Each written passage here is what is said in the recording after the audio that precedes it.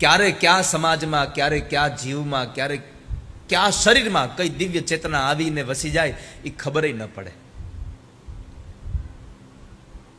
જ્યારે છૂત અને અછૂતનો ભાવ હાલતો હતો, મુળુભાઈ, નાગજીભાઈ, જ્યારે છૂત અછૂતનો ભાવ હાલતો હતો એ વખતે આપણો દિવ્ય ઇતિહાસ છે આ કથાનો.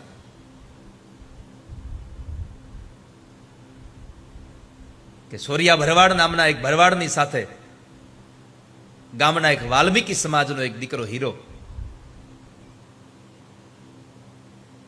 એ માલઢોરને લઈને ચરાવવા જાય અને બે પશુ બાંધે અને એમાં એક વૃક્ષ પડી જાય અને મૂળમાંથી ઘણી બધી સંપત્તિ નીકળે અને સંપત્તિના એ રાજાશાહીના સમયમાં સંપત્તિના લોભમાં આપણા એક ભરવાડ ભાઈએ એ વાલ્મીકી સમાજના એ દીકરાને મારી નાખીને ત્યાં ધરતીમાં દાટી દીધો.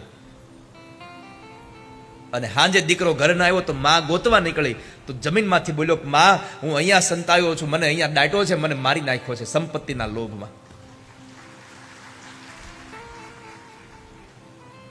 અને આ સંસારની કઈ માં હોય જેની આંતરડી ન કકડે? એની આંતરડી કકડી કે મારા દીકરાને જેને માર્યો છે એનું નખોદ જાય.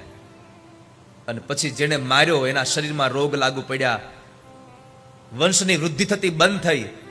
અને આ સંસારમાં જ્યારે આપણને દુઃખ પડે ત્યારે બધા જ લોકો હાથ છોડી દે ત્યારે આપણે માના શરણે જઈએ છીએ. માં સિકોતરે કહ્યું કે તમારાથી એક ભૂલ થઈ ગઈ છે, ભૂલને સુધારી લો તો થાય. અને પછી એ જે વાલ્મીકી સમાજના દીકરાને મારી નાખ્યો હતો એ આજે આપણા હિરાળિયા દાદા થઈને પૂજાઈ રહ્યા છે. મારે આ વાત સાથે એટલું કહેવું છે કે કોઈ દિવ્ય ચેતનાને જન્મવા માટે, કોઈ દિવ્ય ચેતનાને પ્રગટ થવા માટે કોઈ જ્ઞાતિની જરૂર જ નથી. નાત અને જાત વગર પ્રગટ થાય છે. રવિદાસજી મહારાજ ચમાર હતા, છતાં ભગવાને એની સેવાનો સ્વીકાર કર્યો, પરમાત્માએ એની પ્રાર્થના સાંભળી. મહાપુરુષોના મુખેથી સાંભળ્યું છે, ભગવાન પોતે કહે છે કે ચામડાને ચૂથનારો એ માણસ હોય પણ જો મારો દાસ હોય તો મને ગમે છે.